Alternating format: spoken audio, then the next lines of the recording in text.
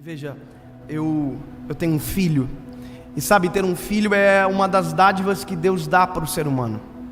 A Bíblia vai dizer que os filhos são heranças do Senhor, e que são os nossos galardões, ou seja, a herança é do Senhor e o galardão é nosso. Como assim? É como se Deus desse um pedaço do céu na terra para a gente.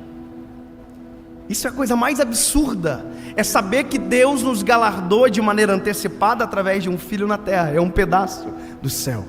Mas o que isso é relevante dentro desse contexto? Eu vou te contar. Ter filho também é um desafio para a gente que é pai. A gente começa a entrar em competições que não existem. Quais são? Por exemplo, andar. Todo pai que tem filho pergunta para o outro pai: o teu filho já andou? Aí você diz não. Aí ele vai dizer: o meu filho andou com 7 meses. Aí você fala: isso é um alienígena. O meu filho tem 11 meses e não andou ainda. Aí ele vai dizer: olha, você tem que incentivar o seu filho a andar. E aquilo é terrível, porque começa a entrar no coração da gente, e a gente começa a olhar para o filho e dizer: você tem que andar logo, cara, pelo amor de Deus, o mundo já andou e você ainda está engatinhando.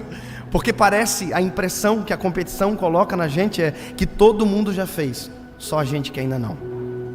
Todo mundo já deu, só a gente que ainda não. E eu, por conta dessa competição imaginária, eu comecei a querer que meu filho andasse.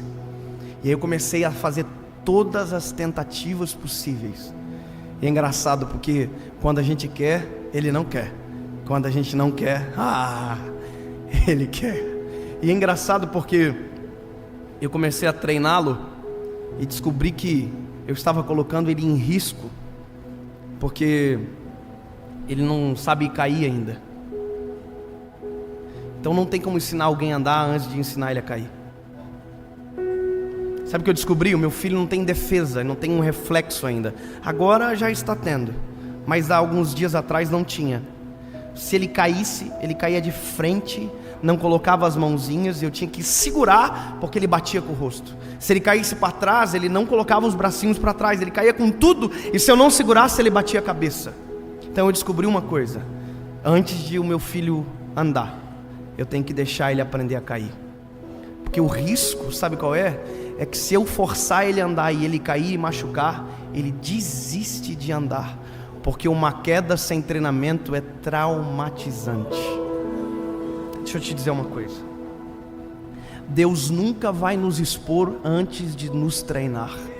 Se não aconteceu ainda algo que Deus preparou para você viver, não aconteceu exatamente porque você não está preparado para o risco da onde Ele vai colocar você, aonde Ele vai te inserir. Pensa o seguinte: se você está caminhando e de repente você quer correr e não estiver com o caminho, o tênis, o treinamento adequado, a queda traumatiza você, e ao invés de andar, que é o que você fazia um tempo atrás, nem isso você consegue mais. Sabe o que eu acho interessante? A Bíblia vai dizer que antes de João Batista ser a voz que clamava no deserto, ele estava em silêncio, crescendo, enrobustecendo. Sabe o que é isso? É força de dentro para fora. Estava no deserto, o ministério dele seria no deserto, mas enquanto o ministério não está acontecendo no deserto, ele está no deserto em silêncio. Sabe, nós precisamos entender as fases, porque o problema, sabe qual é?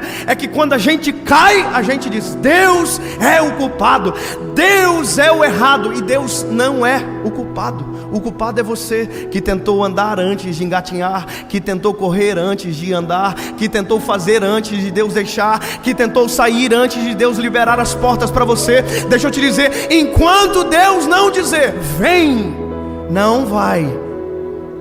Enquanto Deus não quiser, não queira, porque quem determina o tempo e as estações da nossa vida são o Senhor.